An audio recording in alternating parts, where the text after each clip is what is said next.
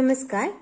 आज हम बात करेंगे सुप्रसिद्ध कहानीकार उदय प्रकाश की चर्चित कहानी तिरिच पर। हम देखते हैं कि भूमंडलीकरण, उदारीकरण, वैश्वीकरण, निजीकरण, आर्थिक सुधार, बाजारवाद आदि नामों से पुकारे जाने वाले वैश्विक पूंजीवाद ने आज अपने आप को हमारे बीच एक अनिवार्यता के रूप में साबित कर लिया है और इस विडंबनात्मक सत्य को प्रतीकात्मक रूप से प्रस्तुत करते हुए पाठक की संवेदना में बहुत गहरे उतरती है उदय प्रकाश की कहानी तिरिच। कहानी को कहने वाला पात्र मैं है और हम देखते हैं कि कहानी का आरंभ और कहानी का अंत ये दोनों ही मैं पर केंद्रित होते हैं, जबकि कहानी का पूरा कलेवर पिता के इर्द गिर्द घूमता है। पिता एक गंभीर व्यक्तित्व के रूप में कहानी में आते हैं। हम देखते हैं कि पिता की संतान होने पर गर्व करने वाला पात्र मैं हमेशा इस बात का ध्यान रखता है कि केवल गंभीर विषयों पर ही पिता को बोलना पड़े। एक तरह से देखा जाए तो कहानी का पिता देश के उस विशेष कालखंड का द्योतक है जिसमें कि तमाम संघर्षों के बावजूद भी गौरव पर आंच नहीं आने दी गई थी। कहानी का जो केंद्र पात्र है मैं उस समय की संस्कृति में जन्मी हुई उस पीढ़ी का द्योतक है जो अपने परिवेश को और अपनी प्रकृति को पहचानती थी। इसी कारण हम देखते हैं कि कहानी का मैं कहता है कि वह सभी चिड़ियों को पहचानता है और उनमें से भी नीलकंठ को सही पहचान लेता है। यहाँ सारी चिड़ियों को पहचानना और उसमें से नीलकंठ को अलग से जान लेना इस बात का द्योतक है कि पात्र अपने परिवेश को जानता है, अपने आसपास के जीव जंतुओं को जानता है, उनकी पहचान करता है, संभवतः अपने आसपास के मनुष्यों को भी जानता है। यही नहीं, यहाँ यह भी सूचना मिलती है कि अपने परिवेश को जानना, अपने आसपास के जीव जंतुओं को जानना, अपने समाज के लोगों को जानना इस बात की ओर इशारा करता है कि बाहर से आने वाले या बाहर से किसी भी प्रकार का आकर्षण धारण करके या आकर्षक रूप धर करके सामने आने वाले आगंतुक को भी सही पहचानने की क्षमता यहाँ उस समय की पीढ़ी में थी। यह एक आश्वासन के रूप में वहाँ प्रतीत होती है।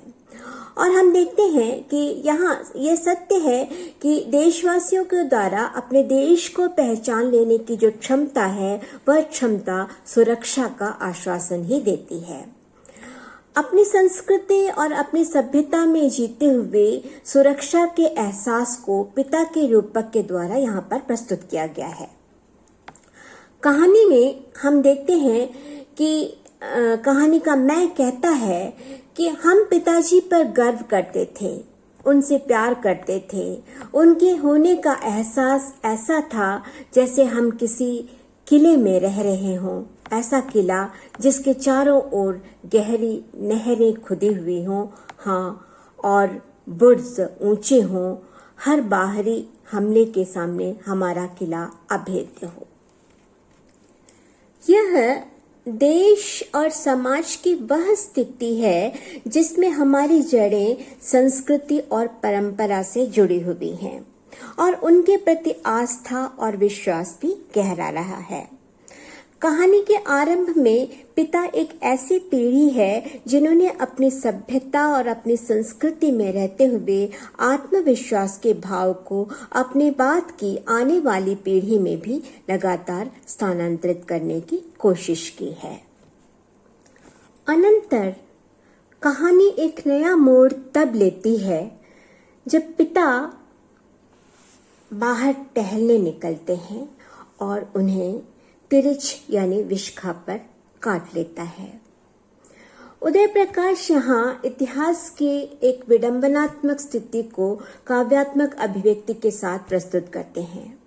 यहाँ दो क्रियाएं घटित होती हैं, एक पिता का टहलने निकलना और दूसरा विष्खा पर या तिरिच का काट लेना।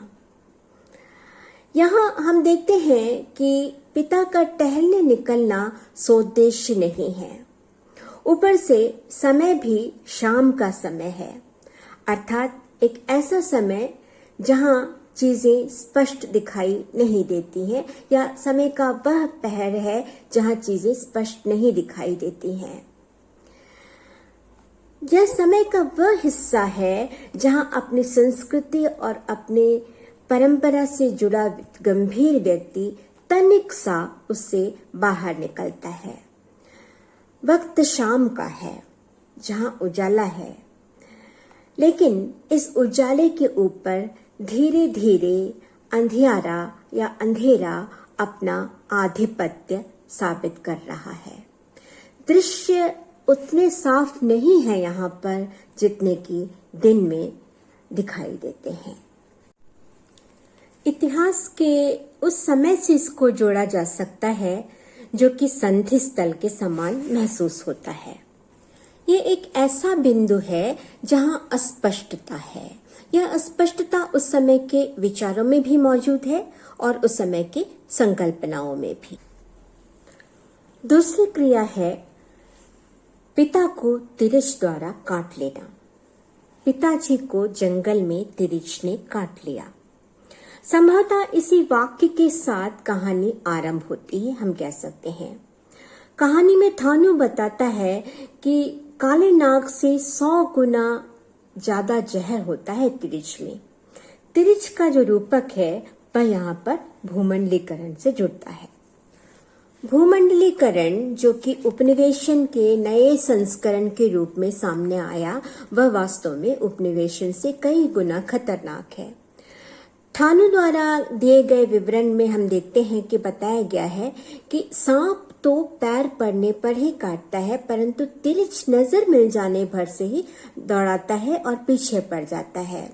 स्पष्ट है कि तिरिच का काटना यहाँ भूमंडलीकरण, बाजारीकरण, शहरीकरण का वह आकर्षण है जिसके संपर्क में आ जाने पर वह एक अनिवार्यता के रूप में तिरिच के समान ही मनुष्य के पीछे पड़ जाता है। यह पीछे पड़ना वास्तव में विचारों में पीछे पड़ना है, मनुष्य की संकल्पनाओं में पीछे पड़ जाना है, और इन आकर्षणों की जो अनिवार्यता है उस अनिवार्यता से व्यक्ति चाह कर भी हम देखते हैं पीछा नहीं छुड़ा पाता। अब हम देखते हैं कि कहानी का तिरिच एक विशेष स्थान पर प्रकट होता है। तालाब के किनारे बड़ी चट्टानों के ढेर के दरार से निकल करके वह आता है। यहाँ देखा जा सकता है कि कहानीकार भारत की प्राकृतिक सीमा का एक रूपक बांधते हैं। यहाँ एक और सीमांत पर समुद्र और समुद्र के उस पार से भूमंडलीकरण के नाम पर आने वाला वह विचार जो संपर्क में आते ही हमारी संकल्पना को गुलाम बनाने लगता है। दूसरी ओर तालाब के पानी के उस पार चट्टानों की दरार से निकलकर आने वाला तिरिच आदमी के पैर की गंध को पहचानता है। यह तिरिच तो भूमंडलीकरण और बाजारीकरण के नाम पर आ पहुंचने वाले शोषण के तंत्र भी पहले मनुष्य की मानसिकता को ही ताड़ लेते हैं और उसके बाद मनुष्य की मानसिकता में घर करके धीरे धीरे उसे अपने कब्जे में कर लेते हैं और तदनंतर उसमें एक विचार बन करके बस जाते हैं, उसे अपने शोषण का क्षेत्र बनाते हैं। कहानीकार के शब्दों में अगर देखा जाए तो वे लिखते हैं कि तिरिच काटने के लिए तभी दौड़ाता है जब उससे नजर टकरा जाए। अगर तिरिच को देखो तो कभी आंख मत मिलाओ। आंख मिलाते ही वह मनुष्य की गंध को पहचान लेता है और फिर पीछे लग जाता है। फिर तो आदमी चाहकर भी पूरी पृथ्वी का चक्कर लगा ले, तिरिच पीछे पीछे भागकर आता रहता है। तिरिच पीछे पीछे भागकर आता रहता है। यहाँ आंख का मिलना वास्तव में तमाम सुविधाओं के प्रति होने वाला वह आकर्षण है जिसके चुंगल से व्यक्ति बच नहीं पाता और जिसके चुंगल में व्यक्ति जाने या अनजाने फंस जाता है। देखो तो आंख कभी ना मिलाओ, देखो तो आंख कभी ना मिलाओ, यह कहानी का वाक्य है। यह वही हिदायत है जो कभी महात्मा गांधी ने हमें दी थी। पृथ्वी पर हर व्यक्ति की जरूरत को पूरा करने के लिए पर्याप्त प्रकृति हमें मौजूद है, लेकिन किसी भी व्यक्ति के लालच को पृथ्वी या प्रकृति संतृप्त नहीं कर सकती। यह बात वर्षों पहले गांधी ने कही थी। संभवतः यही हिदायत है कि देखो तो आंख ना मिलाओ, यानी अपनी जरूरत से ज्यादा पाने का जो आकर्षण है, उस आकर्षण के चुंगल में ना फंसने की जो हिदायत है, वो हिदायत यहाँ तिरछ कहानी के माध्यम से भी दी गई है। कहानी में हम देखते हैं कि कहानी का पात्र मैं तिरछ से डरता है। मैं कहता है तमाम बच्चों की तरह मैं भी तिरछ से बहुत डरता था। दुस्वप्न में एक खतरनाक पात्र के रूप में ही तिरछ आ पहुंचता है। तिरछ के सामने आते ही या तिरछ जब भी सामने आता है, मैं किसी इंद्रजाल में बंध जाता है। उदारीकरण, निजीकरण, भूमंडलीकरण को लेकर तमाम चर्चाएं होती हैं, परंतु उससे आने वाले खतरों के बारे में आकुलताओं और व्याकुलताओं के बावजूद उससे बच पाना वास्तव में नामुमकिन सा होता हुआ हमें नजर आता है। अब यहाँ ध्यान देने की बात यह है कि स्वप्न में आने वाले तिरछ के बारे में कहानी का मैं कहता है, मुझे वह बाजार में, सिनेमा हॉल में, किसी दुकान या मेरे कमरे में ही दिख सकता था। यह छल है, नवोपनिवेशन का वह छल है जो व्यक्ति के जीवन के विविध क्षेत्रों में घर करता हुआ हमें दिखाई देता है। बाजार में, सिनेमा घर में, मीडिया में, नितांत वैयक्तिक स्थानों में हम देखते हैं कि मनुष्य की संकल्पना में यह प्रवेश करता हुआ हमें आज नजर आ रहा है। शहर पहुंचने के पश्चात पिता के स्टेट बैंक में पहुंचने की घटना आती है। बैंकों का राष्ट्रीयकरण 1965 में हुआ था और इसका उद्देश्य ये था कि भारतीय आम नागरिक के लिए यह सहायता के रूप में उपस्थित रहे। भारत का आम नागरिक जब बैंक पहुंचता है तो वह अपने सामान्य संकटग्रस्त अवस्था में चोर या उचक्का मान लिया जाता है, जिस प्रकार कहानी के पिता को मान लिया गया था। कहानी के बैंक का कैशियर अग्निहोत्री कहता है कि मैं अचानक डर गया। अमूमन ऐसे लोग कैशियर की टेबल तक नहीं पहुंच पाते। अमूमन ऐसे लोग कैशियर की टेबल तक नहीं पहुंच पाते। इस वाक्य में एक गहरा व्यंग्य है जो कि बैंक योजना को लेकर के है। यह वाक्य सूचित करता है कि भारत की आम जनता जिसके लिए बैंकों का राष्ट्रीयकरण किया गया, तमाम योजनाएं बन रही हैं, उसकी पहुंच कभी भी उस बैंक तक नहीं है। कैशियर के टेबल तक उनकी पहुंच नहीं है, अर्थात उन आर्थिक संभावनाओं तक भारत के आम नागरिक की पहुंच नहीं है। वह पहुंच नहीं है जिन उन आर्थिक संभावनाओं तक पहुंच नहीं है जो कि उसके जीवन की अवस्था में सुधार ला सकती है। इसी के बरअक्स एक और बात यहाँ पर द्योतित होती है, वह यह है कि बैंकों की जो आर्थिक संभावनाएं हैं, उन संभावनाओं तक वे ही लोग पहुंच रहे हैं जो कि एलीट क्लास के हैं या संपन्न वर्ग के हैं। यहाँ कहानी यह भी संकेत देती है कि वह दिन दूर नहीं है जब हमारे फाइनेंस सेक्टर्स निजीकरण की चपेट में आ जाएंगे।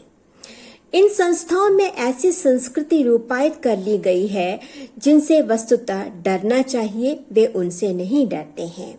अर्थात बाहरी शक्तियां जिस रूप में आती हैं आज वे डरावनी नहीं लगती हैं। जिनसे डरना चाहिए वे नहीं डरते हैं। उन बाहरी शक्तियों से डरना चाहिए, लेकिन वे डरावनी शक्तियां इतनी मोहक और आकर्षक बन करके आती हैं कि उनसे डर नहीं लगता है। यहाँ उनको आम आदमी डरावना लगता है, जिसकी पहुंच अमूमन देश के आर्थिक मेरुदंड तक नहीं है। अब यहाँ हम देखते हैं कि पिता अपने हुलिये के कारण खदेड़ दिए जाते हैं, तो दूसरी ओर अंग्रेजी में कुछ कह दिए जाने के कारण खदेड़ दिए जाते हैं। एक ही भाषा जब तथाकथित सभ्य लिबास में लिपटा हुआ आदमी बोलता है तो वह स्वीकार्य होता है, पर आम आदमी अपनी बिगड़ी और संकटग्रस्त स्थितियों में वही भाषा बोलता है तो उस पर जासूस होने का शक किया जाता है। वस्तुतः औसत भारतीय की स्थिति आज यही है। वह खुद नहीं समझ पा रहा है कि कहाँ किस जगह उसे विपरीत करार दिया जाएगा। जिस प्रकार शक के कारण पिता की जेब से रुपए और कागजात बैंक के चपरासी द्वारा छीन लिए जाते हैं, ठीक उसी प्रकार भारत का औसत नागरिक कभी भी अपनी पहचान को खो सकता है। व्यवस्था की विसंगति पर भी कहानी प्रकाश डालती है। हम देखते हैं कि थानेदार का व्यवहार पिता के साथ बुरा होता है। इसका कारण उनके टिफिन बॉक्स में उस दिन मौजूद करेले हैं।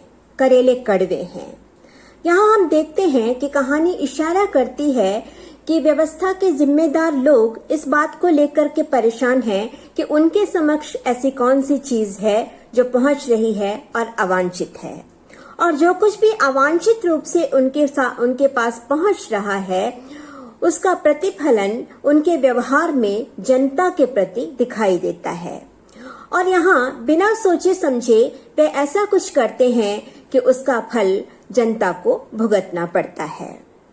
इसके साथ ही साथ हम ये भी देखते हैं कि व्यवस्था के समक्ष जनता और जनता में भी भेद है। यहाँ कहानी का SHO राघवेंद्र सिंह कहता है कि अगर उन्हें पता होता कि यह आदमी यानी पिता बेकली ग्राम का प्रधान है और भूतपूर्व अध्यापक है तो संभवतः वे उन्हें थाने में ही 2-3 घंटा बिठा लेते। कहानी में ये भी बताया गया है कि पिता केवल धतूरे के जहर से या तिरिश के जहर से नहीं लड़ रहे थे, बल्कि उनके मन में मकान को बचा लेने की चिंता भी बार बार नशे में सिर उठा रही थी।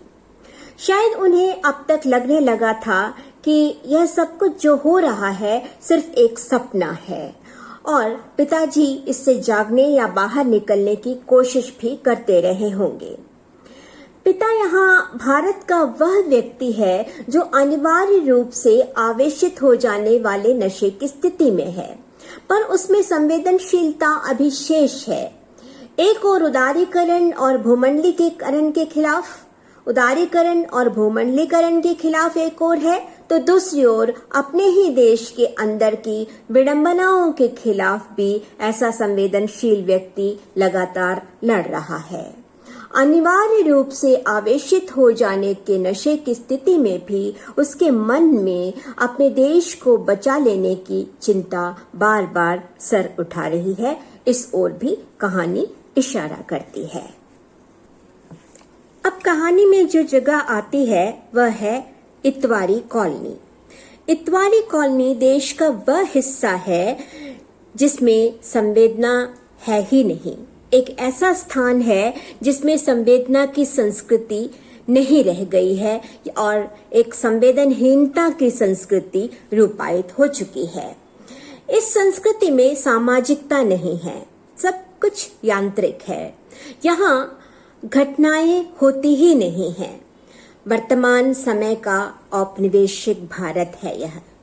कहानी के शब्दों में अगर देखा जाए तो हम देखते हैं इतवारी कॉलोनी सर्राफ जौहरियों की पीडब्ल्यूडी के बड़े बड़े ठेकेदारों की, अफसरों की कॉलोनी थी, जिसमें कुछ समृद्ध पत्रकार, कवि भी रहते थे। स्पष्ट है कि ऊंचे ओहदे के लोगों, अधिकारियों और पूंजीपतियों की कॉलोनी थी, परंतु विडंबना यह है कि समृद्ध कवि और पत्रकार भी यहीं रहते हैं। देश की वर्तमान स्थिति में भी कवि, पत्रकार, बुद्धिजीवी वे संवेदना से अधिक सुविधा की ओर प्रस्थान कर रहे हैं। उस कॉलोनी में पहुंचने के बाद पिता की जो हालत है उसे कहानी इस प्रकार बताती है। उनके शरीर में सिर्फ एक पट्टेदार जांघिया बचा था, जिसका नाड़ा शायद टूट गया था, और वे उसे अपने बाएं हाथ से संभाल रहे थे। वे उसे अपने बाएं हाथ से संभाल रहे थे। नाड़ा टूट जाना संभवतः यहाँ इस बात की ओर प्रतीकात्मक रूप से संकेत देता है कि आदमी पूरी तरह नंगे हो जाने की हद तक पहुंच गया है। विडंबनापूर्ण स्थिति है यह। आदमी अपने आप को नंगा होने से बचा रहा है। आदमी यहाँ अपने आप को नंगा होने से बचा रहा है। यह उसकी आखिरी कोशिश है, पूर्णतया नंगा हो जाने के तुरंत पहले की अवस्था, जहां पिता अपने बाएं हाथ से नाड़ा संभालते हुए, जांघिया संभालते हुए अपने आप को नंगा होने से बचा रहे हैं। यह बायां हाथ संभवतः देश की बिगड़ती हुई स्थिति में हस्तक्षेप करने वाला प्रगतिशील चिंतन है और देश की स्वायत्तता को बचा लेने के लिए की जाने वाली एक कोशिश या एक संभावना है। कहानी व्यक्त करती है कि कवि, पत्रकार, तहसीलदार और तमाम लोग देश की अवस्था पर चिंता तो जताते हैं, परंतु सुख सुविधा और शौक को छोड़कर देश को बचा लेने की तत्परता या क्रियाशीलता किसी में भी नहीं दिखाई देती है। कहानी में हम देखते हैं कि कवि, पत्रकार थापनियाल साहब दुख जाहिर करते हैं। वे कहते हैं कि दरअसल वे उस समय अमेरिकी दूतावास में किसी खास पार्टी में संगीत सुनने के लिए दिल्ली जा रहे थे और इसीलिए जल्दबाजी में वे चले गए। देखिए, इस वाक्य का प्रत्येक शब्द एक विशेष अर्थ और व्यंजना को द्योतित करता है। वे जब देश का आम आदमी इस अवस्था में है तो तथाकथित संवेदनशील कहलाने वाला पत्रकार कवि क्या कर रहा है? वह अमेरिकी दूतावास में जा रहा है, किसी खास पार्टी में जा रहा है, संगीत सुनने जा रहा है। स्वाभाविक है कि विदेशी संगीत सुनने जा रहा है। और कहाँ जा रहा है? देश की राजधानी दिल्ली जा रहा है। बहुत ढेर सारी व्यंजनाओं से यह वाक्य जो है वह परिपूर्ण है। तहसीलदार सोनी साहब का कहना था कि मुझे उस आदमी पर बहुत तरस आया, मैंने लड़कों को डांटा भी। इसके साथ उनकी जिम्मेदारी खत्म हो गई। तो इसमें इन वाक्यों में जो है ढेर सारी व्यंजना जो है यहाँ पर भरी हुई है कहानी के अंतर्गत। पिता की मृत्यु हो जाती है। पिता की मृत्यु के बाद मैं सोचता है कि पिता ने इन सब घटनाओं को सिर्फ एक सपने के रूप में महसूस किया होगा। उन्हें कई बार लगा होगा कि उनके साथ जो कुछ भी हो रहा है वह केवल एक सपना है, वास्तविकता नहीं है। एक सपना है। पिता को सारी घटनाएं उलूल जलूल और ऊट पटांग लग रही होंगी, बेमतलब की लग रही होंगी। वह इस सब पर विश्वास करने लगे होंगे कि उन्होंने ये सोचा भी होगा कि ये सब क्या बकवास है। मैं तो गांव से शहर आया ही नहीं।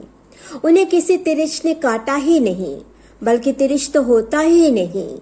यह एक मनगढ़ंत अंधविश्वास है। तिरिच एक मनगढ़ंत अंधविश्वास है। और धतूरे का काढ़ा पीने के बाद भी उन्हें केवल हास्यास्पद ही लगी होगी। भारतीय समाज की हालत इससे कदाचित भिन्न नहीं है। भारतीय राजनीति और संस्कृति की जो हालत है वह लगभग ऐसी ही है। अपने ऊपर होने वाली ज्यादतियों को हमारा समाज अपनी चेतना के स्तर पर आज महसूस ही नहीं कर रहा है।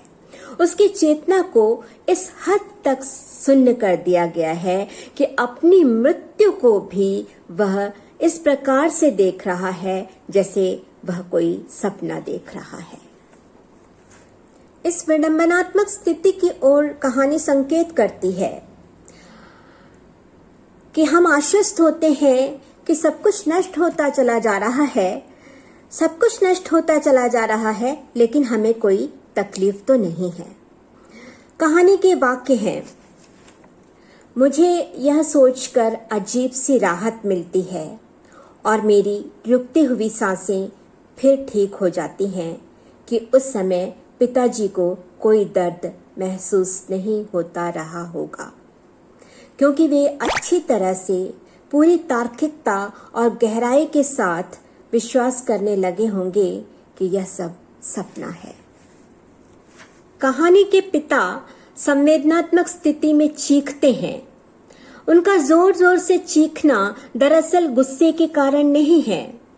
वे दरअसल मैं को या छोटी बहन को या माँ को किसी को पुकार रहे थे कि अगर कोई है तो वे आएं और उन्हें इस सपने में से जगा दें, क्योंकि वे सपने में से खुद जागने में समर्थ नहीं हो पा रहे हैं।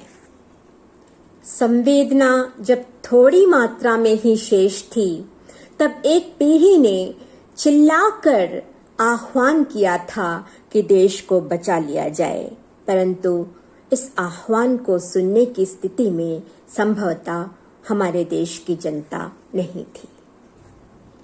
कहानी का पात्र थानू कहता है कि अब तो तय हो गया, तिरिच के जहर से कोई बच नहीं सकता। 24 घंटे बाद उसने अपना करिश्मा दिखाया और पिताजी की मृत्यु हो गई। पंडित रामावतार भी यही कहते हैं। हो सकता है पंडित रामावतार इसलिए ऐसा कहते हों कि वे खुद को विश्वास दिलाना चाहते हैं कि धतूरे के काढ़े का पिताजी की मृत्यु के साथ कोई संबंध नहीं था। व्यंग्यात्मक रूप से यहाँ ये बताया गया है कि देश की दुर्गति पर चर्चा करते हुए भी, उसके कारणों की खोज करते हुए भी यही रवैया होता है जो अपनाया जाता है। एक और देश भूमंडलीकरण और साइबर विश्व की चपेट में आ रहा है, तो दूसरी ओर हम देखते हैं कि अंध राष्ट्रवाद और सांप्रदायिकता की। कहानी में जैसे ये प्रश्न ठहरा हुआ है कि पिता की मृत्यु तिरिच के काटने से हुई या धतूरे का काढ़ा पीने की वजह से हुई, ठीक उसी प्रकार हम देखते हैं कि देश की दुरावस्था की चर्चा के दौरान भी लोगों द्वारा चुने गए उत्तर अपने अपने अनुमान या अपने अपने स्वार्थ के आधार पर ही होते हैं। कहानी का अंत होता है कि किशोरावस्था से लेकर के तिरिच से और सपनों में आने वाले तिरिच से डरने वाले मैं के सपने में अब तिरिच नहीं है। उपनिवेशन भूमंडलीकरण को एक दुस्सप्न के रूप में देखते हुए, उसके खिलाफ लड़ते हुए, उससे संघर्ष करते हुए एक दशक बीत गया, कई दशक बीत गए। उसकी भयानकता और उसके प्रति होने वाली आशंका अब हमारी संवेदना में उतनी शेष नहीं रह गई है जितनी कि आरंभिक दशकों में थी। शायद अपनी संवेदना में उसे महसूस कर पाने की स्थिति में अब हम नहीं रह गए हैं, या फिर संघर्ष करते करते हम भी उसके इतने आदी हो गए हैं कि अब हमारे लिए वह एक दुस्वप्न नहीं रह गया है। अब वह देश की जनता जो पहले उस भूमंडलीकरण को एक दुस्वप्न के रूप में देखती थी, उसके लिए भी हम देखते हैं कि वह एक यथार्थ बन चुका है, और हर संवेदनशील व्यक्ति के लिए भी वह एक यथार्थ मात्र रह गया है। इस प्रकार से हम देखते हैं कि रूपकों के माध्यम से, प्रतीकों के माध्यम से, व्यंजनाओं के माध्यम से एक गहरी विडंबनात्मक स्थिति को हमारे समक्ष प्रस्तुत करते हुए यह कहानी पाठकों की संवेदना में बहुत गहरे उतर जाती है।